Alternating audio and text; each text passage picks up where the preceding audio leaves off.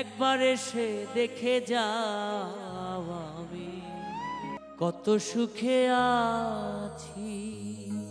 পুরো নাম মশিউর রহমান রিঙ্কু। 2005 সালের ক্লোজ আপ ওয়ান প্রতিযোগিতায় বাউল গানের মাধ্যমে পরিচিতি পান রিঙ্কু। তবে প্রায় 5 বছর ধরে গানে নেই তিনি।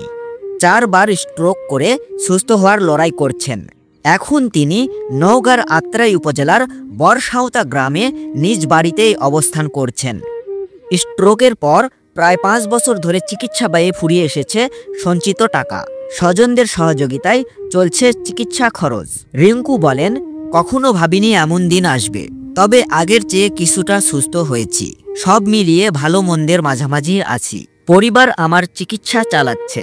সঞ্চয় বলতে যা ছিল তাও শেষের দিকে। তিনি আরও বলেন, আগের চেয়ে কিছুটা সুস্থ হয়েছি, চলাফেরা করতে পারছি। গান গাওয়ার মতো সুস্থ হতে পারিনি।